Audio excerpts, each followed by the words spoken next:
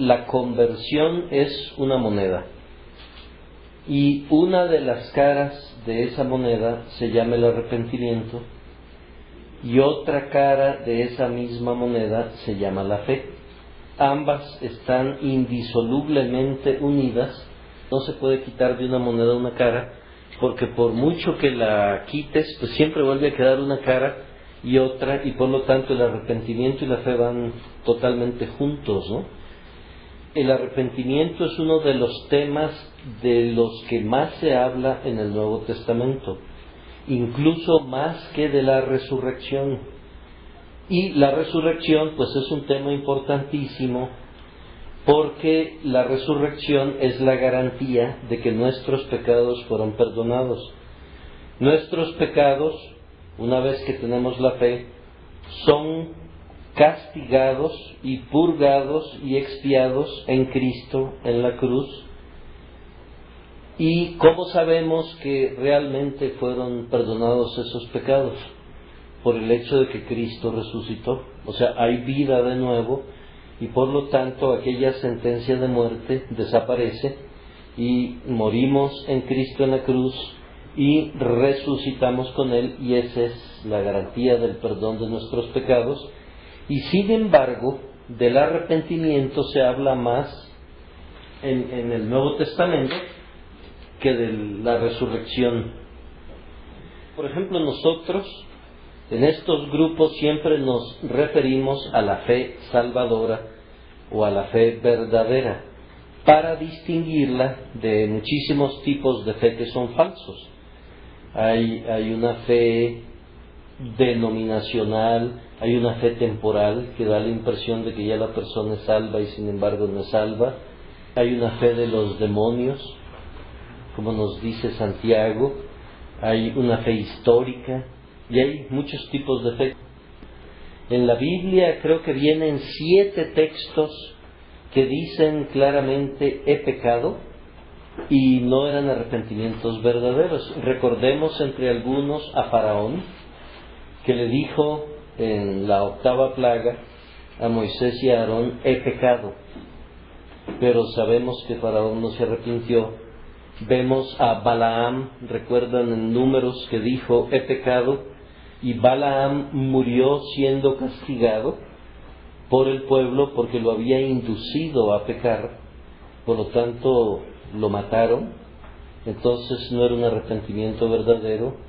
El arrepentimiento de Acán, cuando se había apropiado aquel manto babilónico, una tremenda barra de oro, monedas de plata, y los había escondido en su tienda, y le dijo a Josué he pecado, que ese es el único arrepentimiento donde decíamos que hay duda si verdaderamente fue un arrepentimiento válido o no, ese de Acán.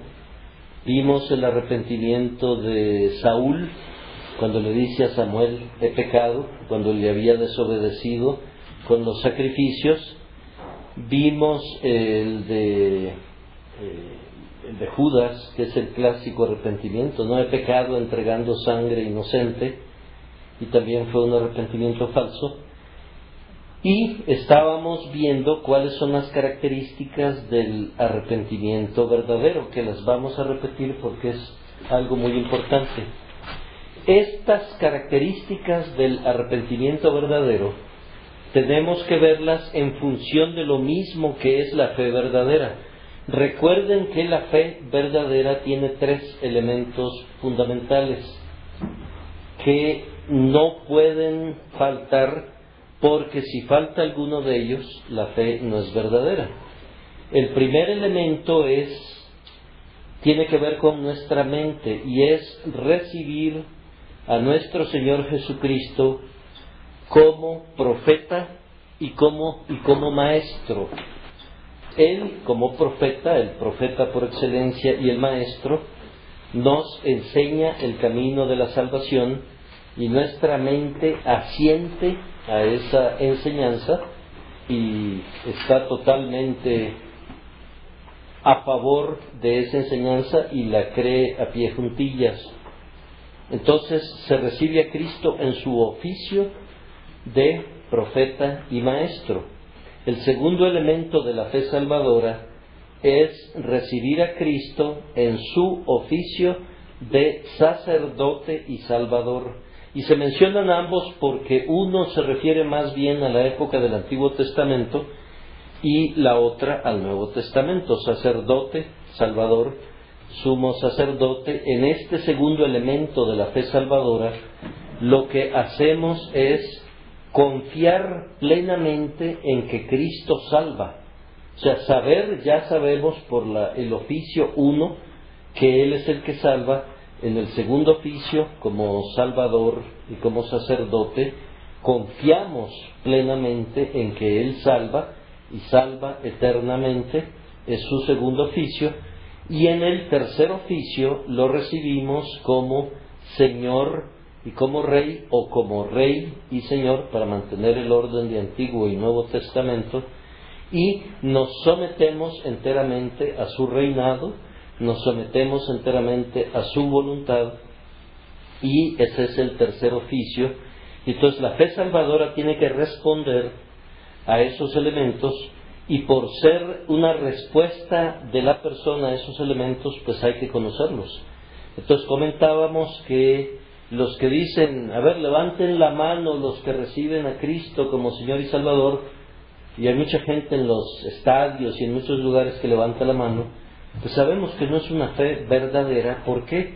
Porque la fe verdadera implica conocer lo elemental de Dios, conocer que hemos transgredido la ley de ese Dios y que por lo tanto, de seguir en esa condición, vamos al infierno. Pero viene el Evangelio, la buena nueva, que nos presenta el nacimiento, la vida, muerte, resurrección, ascensión e intercesión de Cristo en el cielo, y entonces reaccionamos a ese conocimiento con esta fe que acabamos de comentar, con la fe salvadora. Y en la cruz Cristo perdona nuestros pecados, consigue el perdón de nuestros pecados por el derramamiento de su sangre, nos viste con el traje de su justicia. Eso es lo que nos permite ya ser agradables a Dios, presentarnos en el trono de Dios, siempre en Cristo, pero Dios ya no ve al pecador que éramos antes, sino que ve a su Hijo Jesucristo en nosotros, o nosotros en su Hijo Jesucristo vestidos con el traje de justicia. Esa es la fe salvadora y esa es la salvación. Ahorita acabamos de oír el Evangelio. En este breve lapso hemos escuchado el Evangelio, que es el poder de Dios para salvar, ¿no? En el arrepentimiento hay un paralelismo a esos tres elementos de la fe salvadora. Vimos que hay un aspecto intelectual, y por este aspecto intelectual conocemos la santidad de Dios, conocemos la majestad de Dios. El contacto y la presencia con la santidad de Dios y su majestad nos lleva a reconocer nuestra inmundicia, y veíamos como un ejemplo en Isaías, en su capítulo 6 y versículo 5, que decía: ay de mí, soy hombre de labios inmundos, porque había tenido una visión de Dios, y esa visión lo lleva a sentir la inmundicia. El conocimiento de los atributos de Dios nos llevan a reconocer nuestros pecados, nuestra transgresión. En el aspecto intelectual del arrepentimiento es un reconocimiento de nuestro pecado y culpa, y el pecado no es otra cosa que la transgresión de la ley de Dios.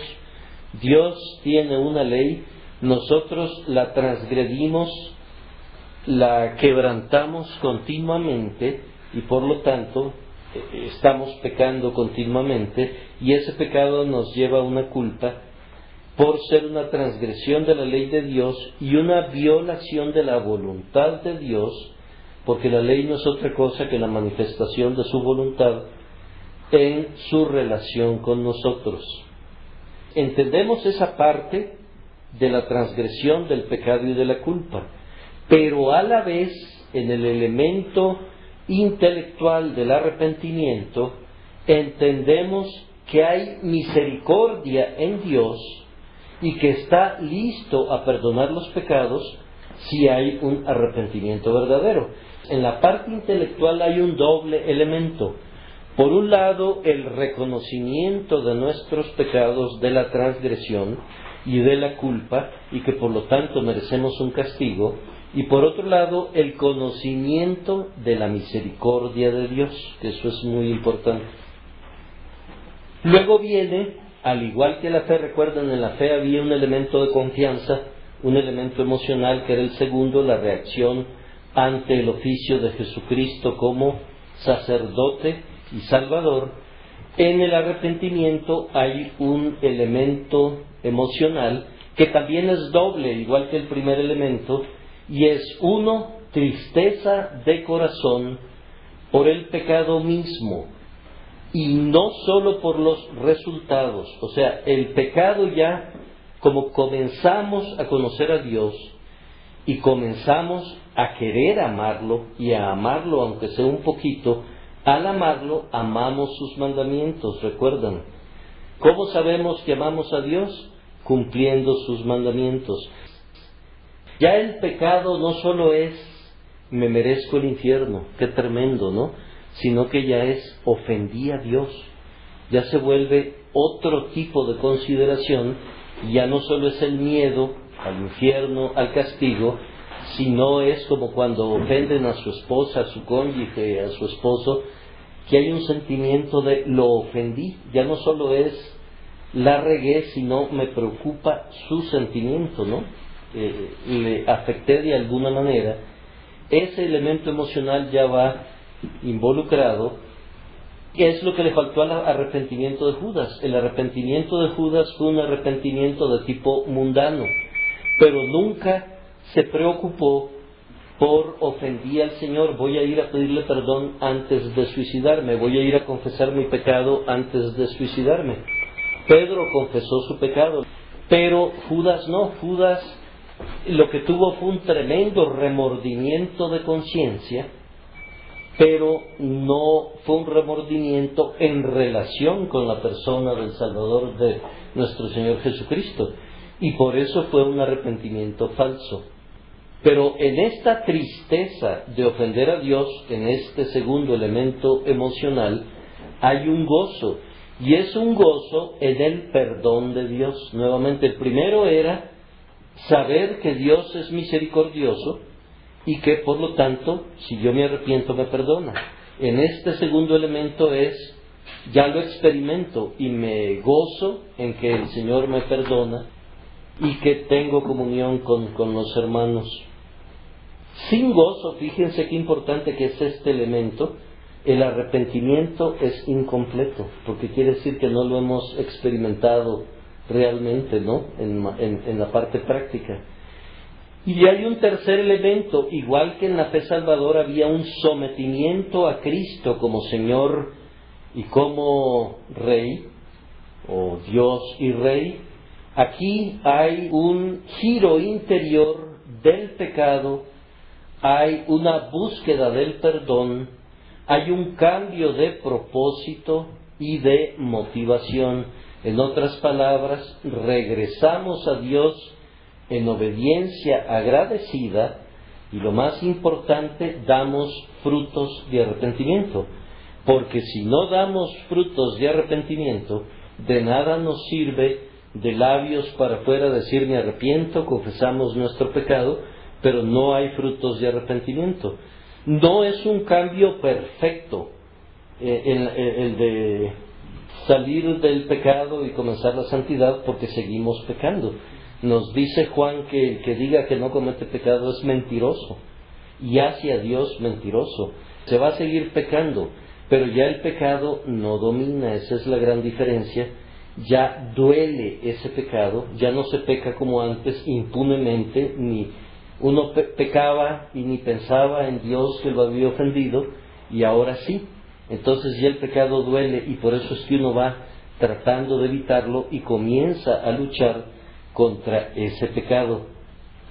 Decíamos que otra forma de describir el arrepentimiento es que es una muerte del antiguo yo y un nacimiento de un nuevo ser, un nuevo yo, que es el que ama a Dios y el que comienza a odiar el pecado.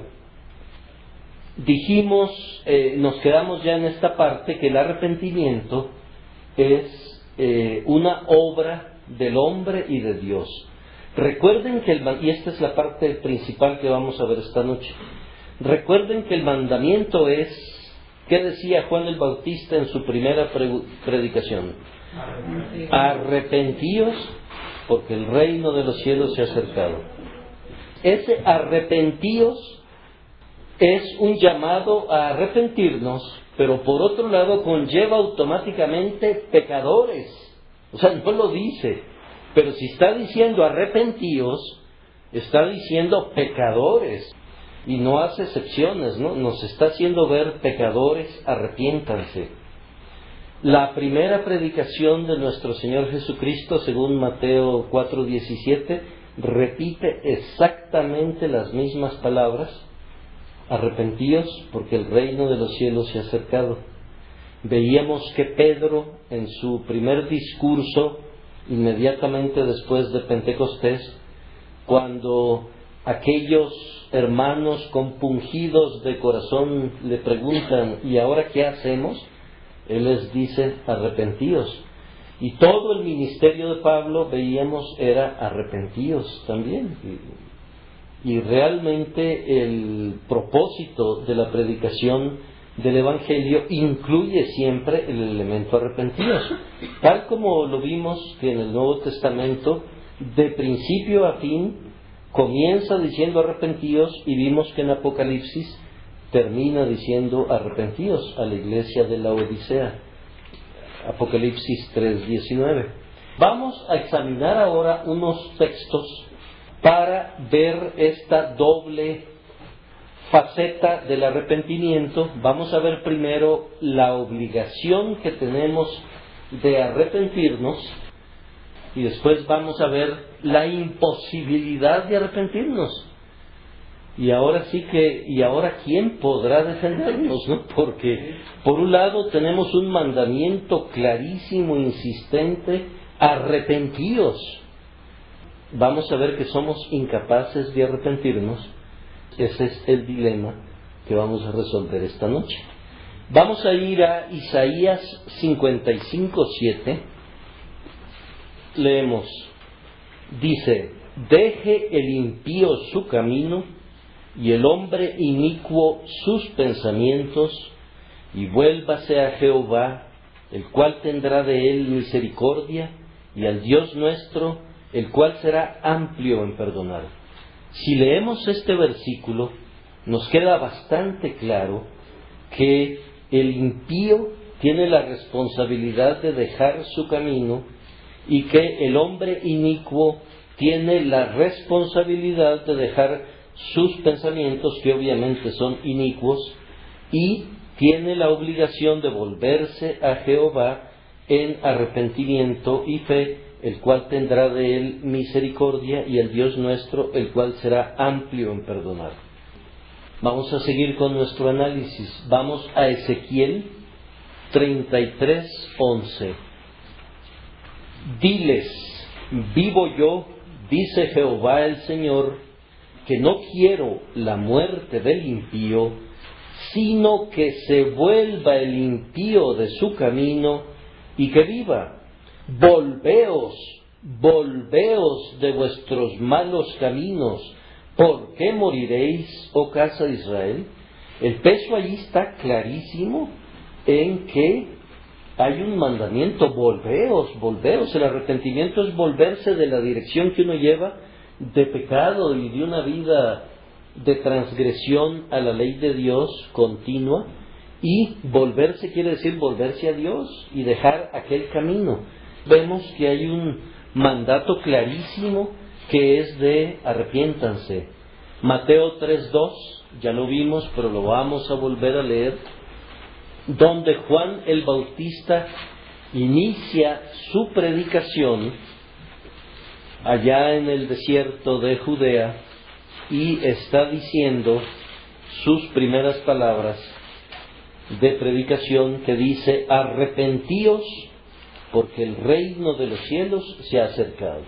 Aquí no aclara, pero está claramente entendido que pecadores, arrepiéntanse, impíos, transgresores, arrepentíos, aunque no lo dice y no hace excepciones, la predicación es para todo mundo.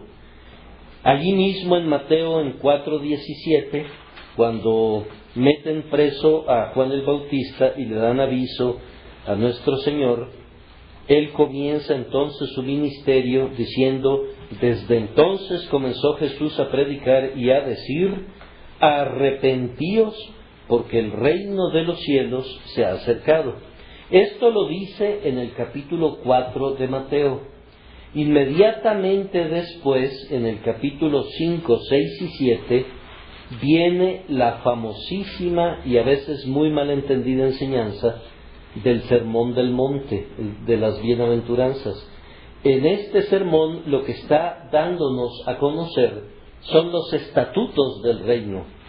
Y nosotros al leer allí vemos que el arrepentimiento está altísimamente involucrado, porque nos está enseñando el grado de sofisticación del pecado. Antes en la ley se nos decía: no matarás. La gente dice: bueno, yo no mato, no he matado a nadie en la vida, por lo tanto yo cumplo la ley de Dios. Pero resulta que Él nos dice: si le tienes odio a tu hermano, eres un asesino, eres un criminal. Entonces me la está poniendo más difícil, me está abriendo más los ojos a mi pecaminosidad, y por lo tanto estamos viendo en vivo y a todo color cómo es que funciona el reino de los cielos que se ha acercado. Por eso el arrepentíos, porque ahora el reino de los cielos se ha acercado, no solamente conteniendo a toda la ley como la contenía antes, sino que haciéndonos entender el alcance todavía peor para nosotros de esa ley, porque la pone más difícil para nuestro cumplimiento, y va dándonos varias enseñanzas: el adulterio, el divorcio, los juramentos, el amor a los enemigos, como la limosna, muy diferente de lo que se hacía en aquel tiempo, y va dándonos toda una enseñanza cuyo matiz principal es el arrepentimiento y el cambio de nuestros pensamientos y de nuestra estructura mental, porque el reino de los cielos viene a cambiar eso. Está mucho más difícil. Vamos a ir a Hechos 3:19, ya vimos a Juan, vimos a nuestro Señor, ahora vamos a ver en Hechos 3:19, donde Pedro, en el discurso que hizo en el pórtico de Salomón, repite las mismas palabras: así que arrepentíos y convertíos para que sean borrados vuestros pecados, para que vengan de la presencia del Señor tiempos de refrigerio, tiempos de descanso, tiempos de paz. Vemos, por un lado, claramente que la Biblia nos está exigiendo algo. La pregunta que quiero hacerles a ustedes en esta noche es: ¿el pecador que todavía no ha recibido el Evangelio es capaz de arrepentirse? La Biblia nos presenta clarísimamente, y si es preciso vamos a revisar un par de versículos, que la persona está muerta en delitos y pecados. Y al estar muerta en delitos y pecados, espiritualmente está muerta, y lo que es peor aún, está ciega, sorda y con un corazón insensible. Si yo a un sordo le digo: arrepentíos, arrepiéntete, pues el sordo va a ver que moví la boca y a lo mejor puede entender que dije arrepiéntete, pero esa palabra no entró en él. Ahora vamos a ver la otra parte de la Biblia que nos enseña que el arrepentimiento viene de Dios, aunque sigue siendo una obligación nuestra. Y luego vamos a ver a don Charles Spurgeon con qué habilidad explica este tema. Y espero que nos quede clarísimo, para ver cómo es que esto funciona.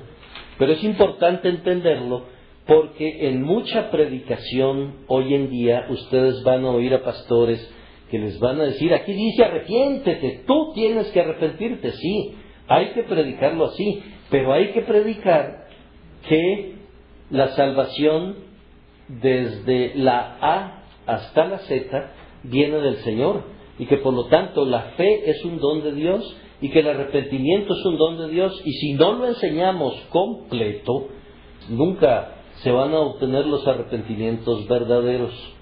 Vamos a ir a Hechos 11:18 para ver el otro aspecto, y aquí vemos claramente la otra parte.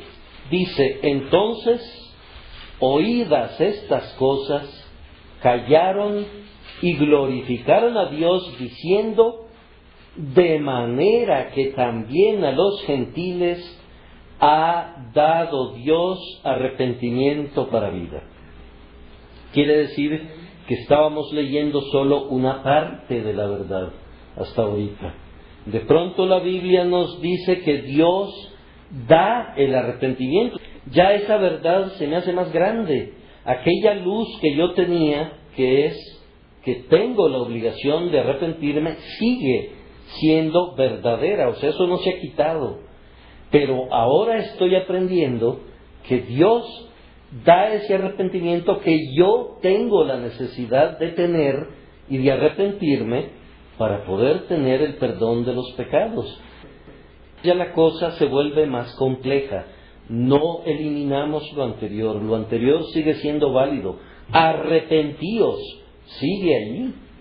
Pero ahora yo ya comienzo a entender que el arrepentimiento es algo que me tiene que venir de fuera, que de mí no sale. ¿Por qué? Porque yo estoy muerto en mis delitos y pecados. Y vamos a leer, para quitar cualquier duda, 1 Corintios 2:14, para ver, y el Espíritu Santo guiando a Pablo, cómo nos describe, para que veamos que somos incapaces del arrepentimiento. Dice, 1 Corintios 2:14, pero el hombre natural, es decir, el hombre antes de la conversión, no percibe las cosas que son del Espíritu de Dios, porque para él son locura, en primer lugar. Para él es locura, no la percibe. Pero aquí viene lo más importante, y no las puede entender. No le está dando ninguna oportunidad diciendo, si hace tal cosa las entiende, si es muy inteligente, si tiene un coeficiente intelectual del 160%, las va a entender. No las puede entender. ¿Por qué no las puede entender? Porque se han de discernir espiritualmente. Y como este señor está muerto espiritualmente, no puede discernirlo. Volvemos a lo mismo, como yo les decía, si se les predica a un sordo que está sordo, no lo va a entender. Primero, porque le va a parecer locura. Arrepiéntete, y a lo mejor era un cuate que se estaba lucrando por fuera ahí de su bolsillo, y de pronto le dicen, arrepiéntete, y va a decir, bueno, yo me arrepiento de todo lo que puedo arrepentirme, pero de esto no, porque aquí está mi vida, el futuro de mis hijos, mi buena vida, y por lo tanto eso no lo puedo dejar ahorita, tal vez en el futuro, ¿no? Pero siempre va a haber un punto que no puede ser. Estamos viendo ya claramente que Dios da el arrepentimiento.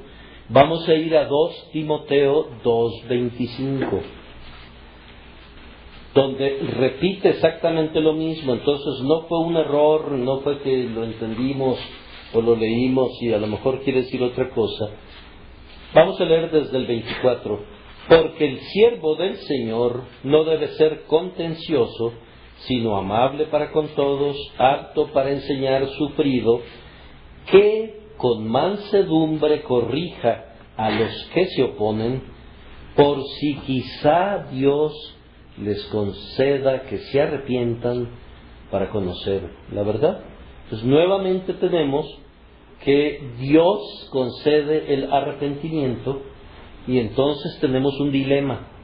Los teólogos a este dilema le llaman paradoja, las paradojas de la Biblia, que lo único que nos indican es que en nuestra limitada capacidad humana nos cuesta entender este doble asunto, porque por un lado tengo el mandato del arrepentimiento, pero por otro lado Dios es el que me da el arrepentimiento. Lo natural es, si Dios no me da el arrepentimiento, no me voy a arrepentir, no voy a poder salvarme. Pero si yo le pido el arrepentimiento a Dios, Él no me lo va a negar. Pero es un dilema, es un dilema, una verdadera paradoja o una especie de contradicción. Por un lado, tenemos la obligación de arrepentirnos y está allí, y esa obligación no se quita. Y por otro lado, nos está diciendo la Biblia que Dios quizá nos va a dar ese arrepentimiento.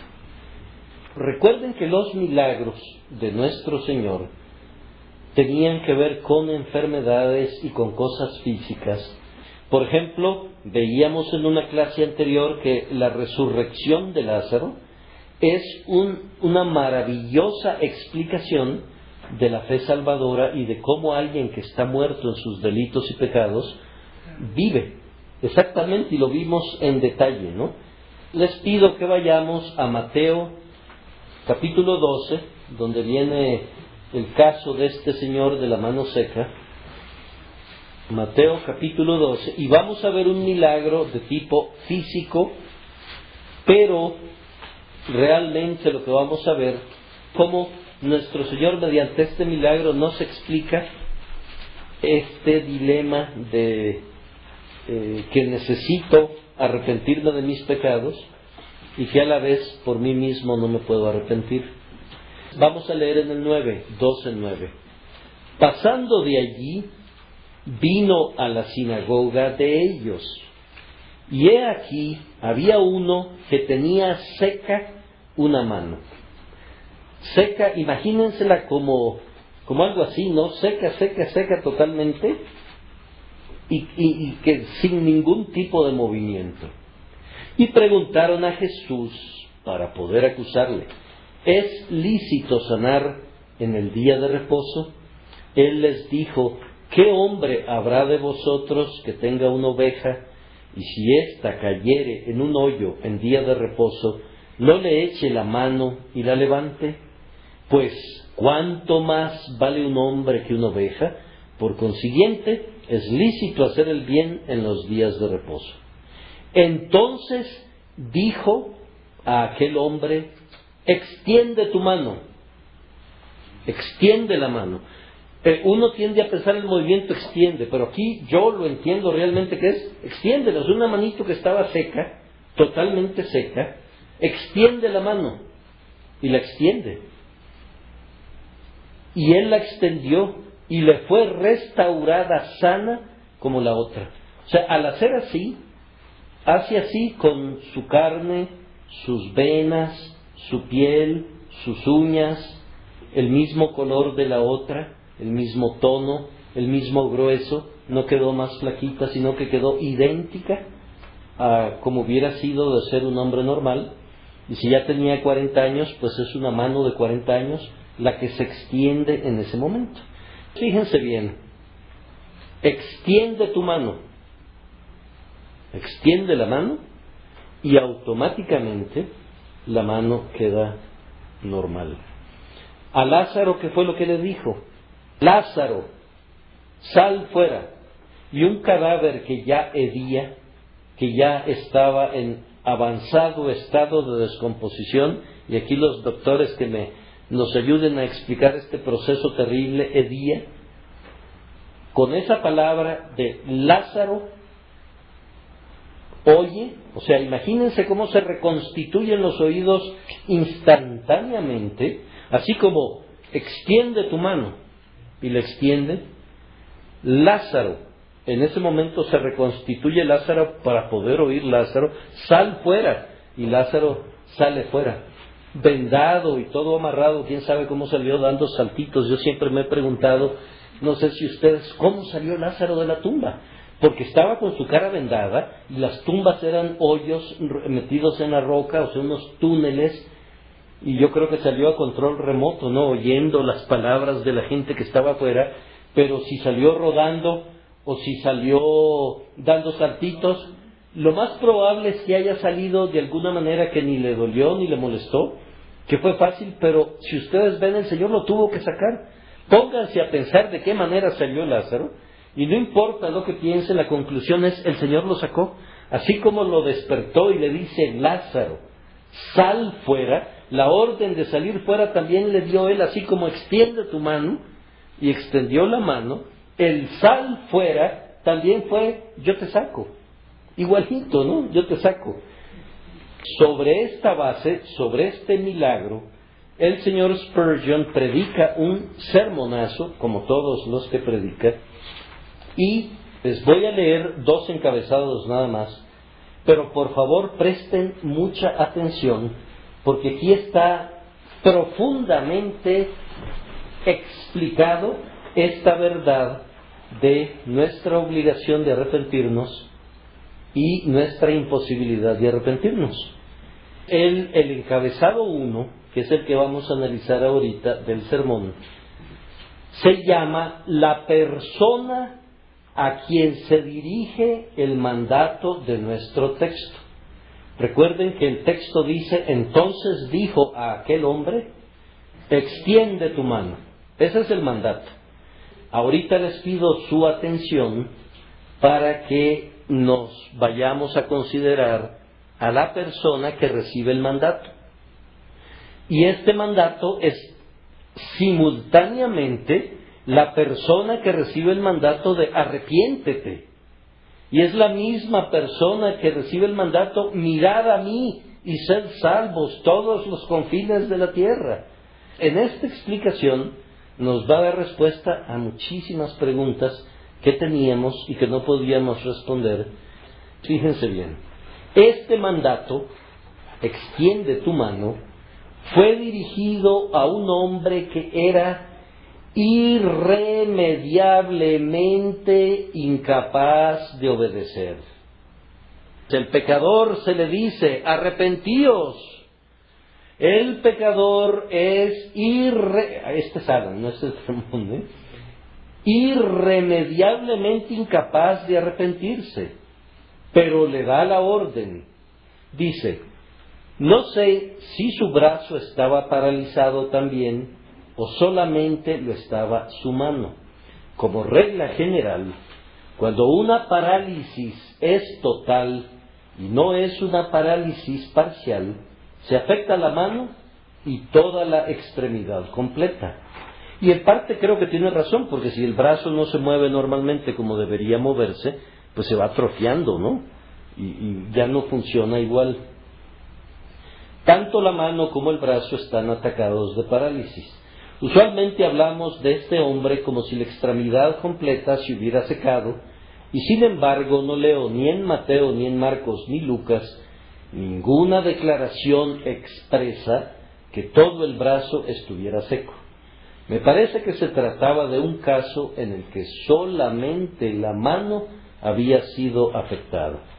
Y ahora Spurgeon nos da una anécdota interesante. Dice, yo recuerdo que había entre nosotros, no lejos de aquí, en Kennington Gate, un lugar de Londres, un joven que subía frecuentemente al ómnibus y mostraba sus manos, que colgaban de manera que hacía pensar que sus muñecas estaban rotas. O sea, me imagino que subía con las manos colgadas nada más y exclamaba, pobre muchacho, para que le diera limosna, ¿no? Y apelaba a nuestra compasión.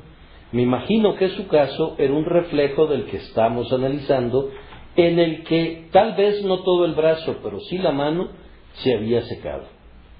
No podemos concluir positivamente que el brazo no estaba seco, pero podemos observar que nuestro Señor no dijo, extiende tu brazo, sino extiende tu mano, señalando de esta manera la mano como el lugar donde estaba la parálisis. Arrepentíos, en ese lugar está la parálisis. O sea, no podemos arrepentirnos. Arrepentíos. Si hubiera dicho, extiende tu brazo, como el texto no declara que el brazo estaba seco, habríamos dicho que Cristo le ordenó hacer exactamente lo que él era capaz de hacer y no habría ningún milagro en ello. Pero en tanto que dice, extiende tu mano, es claro que el mal estaba en la mano y no en el brazo. La orden va donde está el problema. Y así le estaba pidiendo que hiciera lo que no tenía posibilidad de hacer, pues la mano del hombre estaba evidentemente seca. Lázaro, sal fuera. No podía hacerlo Lázaro, era imposible que saliera fuera, y sin embargo salió afuera. Arrepentíos, no podemos arrepentirnos, y sin embargo, vamos a ver, no era una enfermedad fingida, no estaba pretendiendo ser un paralítico, sino que realmente estaba incapacitado. La mano había perdido el jugo de la vida. Los líquidos que le daban fortaleza se habían secado por completo. Y allí estaba como una cosa seca, marchita, inútil, con la que no se podía hacer nada. Y sin embargo, fue a ese hombre que Jesús le dijo, extiende tu mano, arrepentíos, los que no podemos arrepentirnos. Es muy importante que notemos esto, pues algunos de ustedes, fíjense bien, que están bajo la carga del pecado, piensan que Cristo no salva a pecadores reales, que esas personas a las que salva, en cierto sentido, no son tan malos como ustedes. ¿Es cierto eso, sí o no? Todo el mundo piensa eso, ¿no? Ese se convirtió porque no era tan malo como yo. Yo soy el borracho del barrio, por lo tanto a mí el Señor no me va a perdonar. Él se tomaba 3 o 4 o 5 botellas nada más al mes, y por lo tanto él sí se arrepiente, ¿no? Dice, que esas personas a las que salva, en cierto sentido, no son tan malos como ustedes, que no hay en ellos la intensidad de pecado como la hay en ustedes, o si la hubiera, no hay la desesperanza ni la impotencia que se encuentra en ustedes. Ustedes se sienten secos para el arrepentimiento y completamente sin fuerzas para el arrepentimiento. Querido oyente, es precisamente a alguien como tú que el Señor Jesucristo dirige el mandato del Evangelio. Fíjense cómo va cambiando la cosa. Ya es en la fuerza de la palabra de nuestro Señor que estamos confiando que se va a hacer ese milagro, porque es un milagro, y ya no es en algo que va a salir de mí, sino en esa fuerza de la palabra que dice, extiende tu mano. Se nos ordena que les prediquemos a ustedes diciendo, cree, y otras veces, arrepentíos, y bautícese cada uno de vosotros. Cree en el Señor Jesucristo y será salvo. Estos mandatos, fíjense bien, no están dirigidos, como dicen algunos, a pecadores sensibles, sino a pecadores insensibles, al hombre de la mano seca, a pecadores necios, bíblicamente hablando, a pecadores que no pueden obedecer del todo el mandato. Ya comenzamos a entender la paradoja. En cuanto a su habilidad moral se refiere, estos pecadores reciben el mandato de hacer eso de Él, que en este caso ordenó al hombre lo que, escuchen, naturalmente en sí y por sí era incapaz de hacer. Pues ustedes pueden ver que si Él hubiera podido extender la mano por sí mismo, no se necesitaba un milagro, pues la mano del hombre no estaba de ninguna manera seca, si hubiera podido moverla. Pero nos queda muy claro que no podía mover su mano. Yo agrego, nos queda muy claro que no podía arrepentirse porque estaba muerto espiritualmente. Y sin embargo el Salvador se dirigió a él como si pudiera moverla. Arrepentíos, como si pudieran arrepentirse. Y en esto yo veo un símbolo de la forma en que el Evangelio habla al pecador. Pues el Evangelio clama al que está hundido en su miseria y en su incapacidad: a vosotros es enviada la palabra de esta salvación. Recuerden que Pablo lo define: poder del Evangelio para salvación. Poder. O sea, el Evangelio no es una palabra que sale de mis labios y entra en el oído del oyente. Si verdaderamente yo estoy predicando el verdadero Evangelio y verdaderamente le pedí al Señor que bendijera la palabra, y si en su soberanía y en su designio Él decide salvar a alguien, esa palabra va a llevar un poder especial que va a hacer que extienda la mano, que va a hacer que se arrepienta. Precisamente, fíjense bien, tu incapacidad y tu inutilidad son palabras importantísimas. Tu incapacidad y tu inutilidad son el espacio en el que el poder divino puede ser manifestado. Y debido a que eres incapaz de ese modo de arrepentirte y tener fe salvadora, por eso el Evangelio viene a ti, para que se vea que la excelencia del poder habita en el Evangelio y en el propio Salvador, y de ninguna manera en la persona que es salva. Y aquí vienen estas palabras que ojalá se las aprendieran de memoria, porque aquí está en el fondo la explicación de todo esto. Dice: por tanto, el mandato que trajo consigo la salud, extiende tu mano, fue dirigido a alguien que era completamente incapaz. Arrepentíos es un mandato que está dirigido a alguien que es completamente incapaz. En el arrepentíos, si el Espíritu Santo sella esa palabra para la persona, va el poder y extiende la mano y se arrepiente. ¿Hay alguna pregunta hasta aquí? Yo creo que más claro no canta un gallo. Y fíjense la sabiduría tan profunda que está contenida en este pequeño sermoncito, y como en todos, ¿no? Y en las enseñanzas del hermano Tomás. Pero el problema es que las oímos y salen por aquí, y ya mañana tengo que ver otras cosas, y se me olvidó que el mandato que trajo consigo la salud fue dirigido a alguien que era completamente incapaz. Entonces vemos que la Biblia no se equivoca, no fue un error. ¿En qué quedamos? Me pide que me arrepienta, pero Dios del arrepentimiento, en el mandamiento va el poder si yo creo. Imagínense que ese hombre no hubiera tenido fe y le dice: extiende la mano. Señor, perdóname, con todo respeto, ¿qué no ves que la mano no la puedo extender? Que está sequita la pobre desde que nací.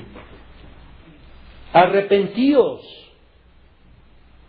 Allí va el poder, y lo que hay que pedirle a Dios es que esa palabra llegue a nosotros con el poder del Espíritu Santo, para que quiebre nuestro corazón de piedra y el corazón estalle en 1000 pedazos y se quede un corazoncito chiquitito pero sensible, que sea sujeto del arrepentimiento, pero porque me vino de Él en esa palabra: arrepentíos. Ahí está el poder. Y fíjense cómo comenzamos a ver el Evangelio de otra manera. Ya el arrepentíos no es un mandamiento, en el arrepentíos está el poder. Esa es la gran diferencia. ¿Se dan cuenta? Mirad a mí todos los confines de la tierra y sed salvos. Es quitar el velo de los ojos de la persona y la persona ve. Pero fue porque el mirad a mí normalmente lo leemos como un mandato que se le está dando. Mirad a mí. Pero Señor, ¿dónde estás para mirarte? No. El mirad a mí es, lo veíamos el otro día, quitar la venda, como se la quitó a Spurgeon. Ustedes han oído la conversión de Spurgeon, ¿no? Cuando era un chavito de 15 años, traía 20,000 problemas y andaba buscando la conversión, y por una terrible, él iba para otra iglesia a escuchar el sermón ese domingo, un domingo 6 de enero del año 1850, él era un jovencito de 15 años, por la tormenta de nieve no puede llegar a la iglesia a la que iba y se mete a la primera iglesia que encuentra, que era una iglesia metodista primitiva, que por la tormenta estaba prácticamente vacía. Dicen las crónicas que habían 12 personas nada más en esa iglesia. Y por la tormenta el pastor no puede llegar. Charles se sienta allí sin conocer a nadie, un chavito de 15 años tímido, se sienta, busca cómo sentarse ya lejos para que ni le preguntaran que quién era y qué había llegado a hacer allí. Y el pastor no puede llegar debido a la tremenda tormenta de nieve. Le piden a una persona que es descrita como un señor muy flaco, muy alto, de escasos cabellos muy largos, que se supone que era o zapatero o una profesión de esas o albañil, y no sabía predicar. Le piden que él dirija el mensaje y el pobre pues no sabe predicar, y abre su Biblia y dice, ¿y ahora qué hago? No sé qué hacer, o sea, me pidieron que... Y entonces comienza a buscar su Biblia y... ¿Qué versículo? Ay, aquí encuentra uno. Y comienza a leer, mirad a mí y sed salvos todos los términos de la tierra, porque yo soy Dios y no hay más. Escuchen, mirad a mí y sed salvos todos los términos de la tierra, porque yo soy Dios y no hay más. ¿Ya oyeron? Mirad a mí y sed salvos. Se queda viendo a este jovencito, ya le va pasando un poquito el nervio inicial de pasar al púlpito, y ya comienza a ver a la gente, porque el que pasa al púlpito y de entrada así, no ve a nadie, solo ve cosas turbias. El que no tiene experiencia, ¿no? El que por primera vez se para a hablar, comienza a ver y le dice, jovencito, tú tienes problemas, si no obedeces a este texto, te va a ir muy mal, mirad a mí. Y en ese momento Spurgeon dice, miré y fui salvo. Pero no fue él que miró, sino la palabra. La palabra llevaba la fuerza. Mirad a mí, ¡pum!, le quita a ese jovencito de 15 años la venda que tenía en los ojos, y entiende que el mirar a mí es ver la venida de Cristo, como la acabamos de ver en los tres oficios de profeta, maestro, salvador, sacerdote y rey y señor.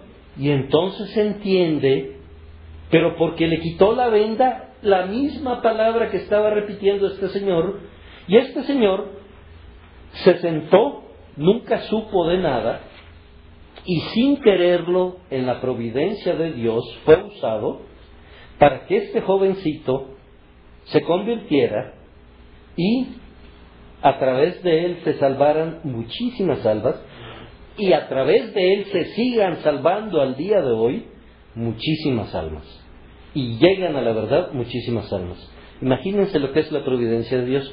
Pero este pobre señor ni sabía a lo que se había metido, y su palabra, porque el Espíritu Santo le dio fuerza, le quitó la venda de los ojos a Spurgeon y pudo mirar. El mandato llevaba la fuerza. Arrepentíos, el mandato lleva la fuerza. Extiende tu mano, la palabra lleva la fuerza. Sea la luz, y fue la luz. La palabra es la que lleva la fuerza. Lo profundo de esto es eso, que ya no oímos nada más arrepentíos, sino que esa palabra tiene que tener la fuerza para que yo me pueda arrepentir.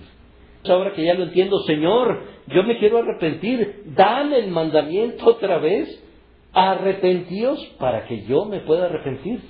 ¿Se dan cuenta qué bonito y qué sencillo? Las palabras que les decía que ojalá se aprendan de memoria. Por tanto, el mandato que trajo consigo la salud, mirad a mí y sed salvos. Ese mandato trajo la salud para Spurgeon, fue dirigido a alguien que era completamente incapaz. Hasta ese momento Spurgeon, le dedicamos muchas horas a explicar su vida, tenía 5 años de batallar. Él nació en una familia cristiana y por lo tanto sabía que tenía que nacer de nuevo, y batallaba por todos los medios para nacer de nuevo y no podía. Y fue en ese domingo, de puro accidente, por una tormenta de nieve, en una iglesia que desconocía, con un señor que dicen que era totalmente ignorante, que no se expresaba bien, no hablaba bien, y tan no hablaba bien que solo repetía: mirad a mí, sed salvos todos los confines de la tierra. Dios le quitó la venda de los ojos y miró. Ese es el asunto. Ahora dice, pero observen, vino a alguien que quería verdaderamente. Y lo vemos en los sermones tan sencillitos. Vienen a nosotros, pero hay unos que quieren aprender y que quieren leer y leer los folletos que reparte el hermano Tomás y los discos, pero hay otros que los recibimos y los ponemos por ahí y no he tenido tiempo de leerlos. Y la verdad es que quería verdaderamente, alguien que quería verdaderamente. Pues este hombre, volvemos al de la mano seca, ya salimos del otro, estaba muy preparado para hacer cualquier cosa que Jesús le ordenara. Arrepentíos. Si nosotros queremos realmente buscar la salvación y el arrepentirnos, la palabra va a llevar la fuerza para permitirnos. Si hubieran podido preguntarle, no habrían descubierto ningún deseo de extender su mano. Ahora, aquí viene la parte que nos interesa. Me estoy saltando un poquitito. Dice, tan pronto como un hombre verdaderamente anhela la salvación, y esto también nos lo da Dios, porque nosotros estamos muertos espiritualmente. Él tiene que decir, Lázaro ya oyó. Este querer verdaderamente o anhelar la salvación nos tiene que venir de Dios. La salvación ya ha venido a él, pero la mayoría de ustedes no quieren ser salvos. Oh, dices tú, ciertamente yo quiero ser salvo.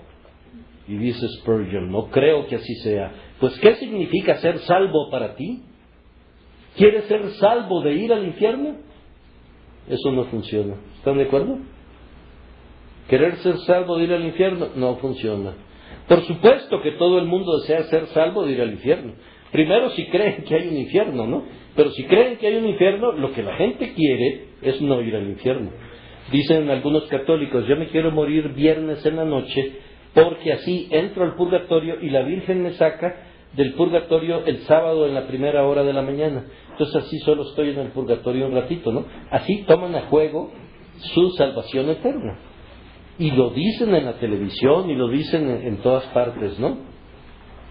¿Acaso conociste alguna vez a algún ladrón que no quisiera ser salvo de ir a prisión o de ser encarcelado por la policía? Pero cuando hablamos de salvación, queremos decir ser salvados del hábito de hacer el mal. Fíjense qué gran diferencia.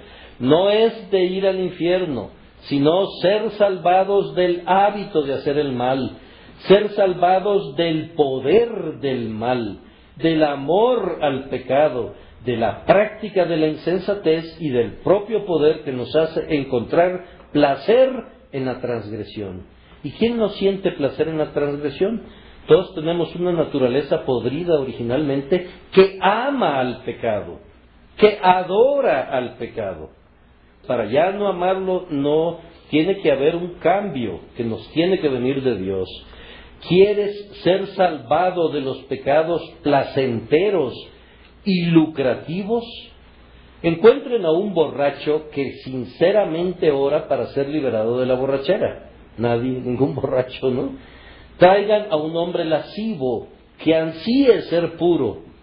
Encuentren a un mentiroso habitual que anhele decir la verdad. Traigan a alguien que ha sido egoísta y que desde lo profundo de su corazón se odie a sí mismo por serlo y que anhele estar lleno de amor y ser semejante a Cristo. La mitad de la batalla está ganada en esos casos, que son rarísimos. El paso inicial está dado, etc. Quiero decir, el hombre que clama en agonía, el querer el bien está en mí, pero no el hacerlo, etc. Vamos a entrar ahora al segundo punto. Ya vimos el hombre, ¿ok? Ahora vamos a ver la persona que dio la orden, que fue nuestro Señor, que le dijo, extiende tu mano. Dice, ¿acaso nuestro Señor dijo estas palabras en ignorancia, suponiendo que el hombre podía extender su mano? Respondan ustedes.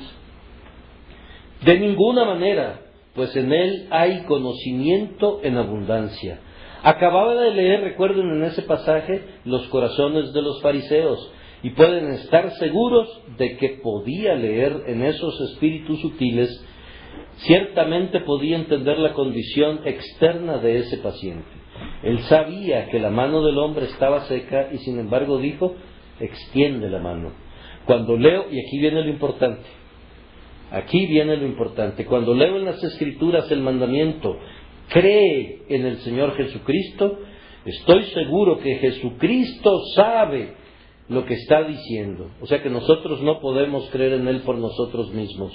Dijo Él, id por todo el mundo y predicad el Evangelio a toda criatura. Sí, a toda criatura. Supongan que algunos de sus discípulos hubieran sido muy ortodoxos y le hubieran preguntado, Señor, ¿no hay un error en relación a las personas? ¿Por qué predicar a toda criatura? Recuerden que ellos en aquella época creían que solo los judíos iban a ser salvos, ¿no? Y aquí Él les está diciendo a toda criatura. ¿Acaso no están algunos de ellos muertos en pecado? ¿Le predicaremos al Chapo Guzmán? ¿No está muerto en sus pecados? Mejor predicamos selectivamente, ¿no? Entre el Chapo Guzmán y Norberto Rivera, ¿a quién eligen? Dice, he escuchado a algunas personas que se confiesan siervos de Cristo, que dicen que invitar a los pecadores muertos a que vivan es tan inútil como sacudir un pañuelo sobre las tumbas en las que están enterrados los muertos. Imagínense que nuestro Señor les dice, agarren un pañuelo con su mano y sacúdanlo en una tumba y los muertos van a revivir. Si Él lo dice, los muertos van a revivir. Dice, y mi respuesta para ellos ha sido, tienes mucha razón, no lo hagas, pues es evidente que no has sido llamado para hacerlo. El que duda, no ha sido llamado para hacerlo. Vete a tu casa y acuéstate, dice Spurgeon. El Señor no te ha enviado a hacer nada parecido, pues tú mismo reconoces que no tienes fe en eso. Pero si mi Señor me enviara como el heraldo de la resurrección y me ordenara sacudir un pañuelo sobre las tumbas de los muertos, yo lo haría y esperaría que este pobre pañuelo, si Él me ordenara que fuera sacudido, levantaría a los muertos, pues Jesucristo sabe lo que hace cuando envía a sus siervos. Entonces, cuando Él envía a decir arrepentíos, Él sabe lo que hace, porque Él le da fuerza creadora a esa palabra, fuerza salvadora, fuerza arrepentidora, podemos decir, ya que estamos hablando del arrepentimiento, ¿no? Si Él no nos envía, sería una tontería ir y decir, hombres que están muertos, vivan. De hecho, el Evangelio es eso, es decir, hombres que están muertos, vivan. Pero en su comisión está toda la diferencia, en la palabra de Él. Debemos decir a los muertos, despierten, y Cristo les dará vida. ¿Cómo despertar primero y obtener la vida después? El Señor así lo establece, y en su palabra hay fuerza. No voy a tratar de explicarlo, pero ese es el orden de la Escritura. La Escritura dice, despiértate, tú que duermes, y levántate de los muertos, y te alumbrará Cristo. Si mi Señor dice así, me doy por satisfecho citando sus palabras.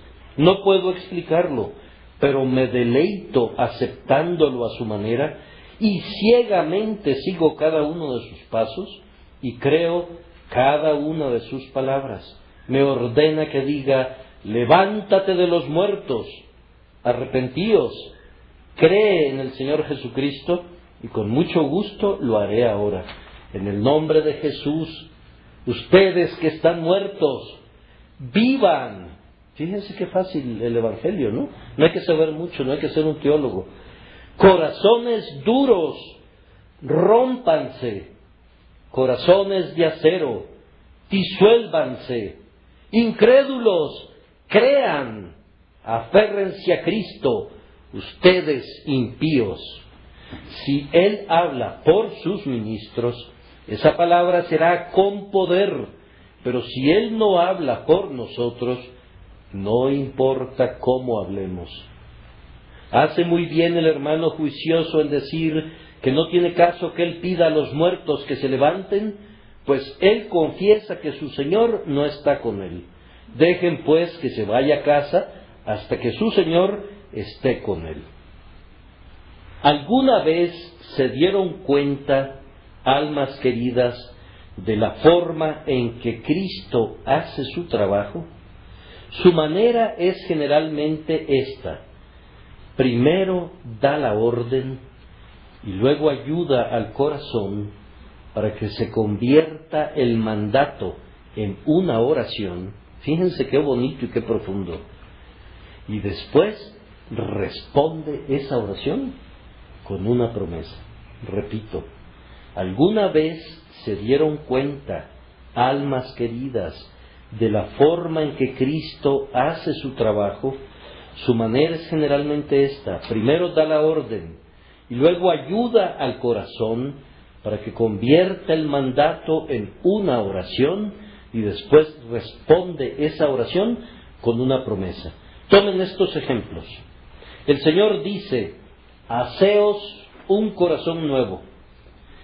Ese es claramente un mandamiento. Y enseguida pueden encontrar al salmista David en el Salmo 51, el famoso Salmo 51, salmo penitencial, diciendo: crea en mí, oh Dios, un corazón limpio. Ya está la oración, el mandato genera la oración. Y luego, si van a Ezequiel, encuentran la promesa: os daré corazón nuevo. Entonces, ya con la promesa en la mano, yo voy a Él y le digo: Señor, tú prometiste que darías un corazón nuevo si creíamos en ti. Yo vengo a ti para que cumplas tu palabra, tú que eres un Dios fiel y que no miente y no eres hombre para que se arrepienta, y dame un corazón nuevo. Y Él se los va a dar. Primero Él da un mandamiento, enseguida te pone a orar para obtener la bendición y luego te da esa bendición. Fíjense qué fácil cómo se resolvió todo el problemota que teníamos enfrente. Otro ejemplo, el mandamiento es: volveos de vuestros malos caminos. ¿Por qué moriréis, oh casa de Israel? A continuación viene la oración: conviérteme y seré convertido. Y luego sigue el cambio del que habla el apóstol Pablo cuando dice que Dios ha enviado a su Hijo para bendecirnos, volviéndonos a cada uno de nosotros de nuestra iniquidad. Tomemos otro caso, y este se refiere a la limpieza. Vemos que el Señor nos ordena: limpiaos de la vieja levadura. Y de inmediato viene la oración: purifícame con hisopo y seré limpio. Y pisándole los talones viene la promesa: limpiaré hasta lo más profundo, lo más puro de tus escorias. O tomemos otro tipo de precepto, un tipo más dulce que pertenece al cristiano. Continuamente se nos pide que cantemos: cantad a Dios, cantad, porque Dios es el Rey de toda la tierra. En otro lugar nos encontramos con la oración: Señor, abre mis labios y publicará mi boca tu alabanza. Y en otra parte de la Escritura tenemos la promesa divina: este pueblo he creado para mí, mis alabanzas publicará. Vean entonces la forma de trabajar de mi Señor.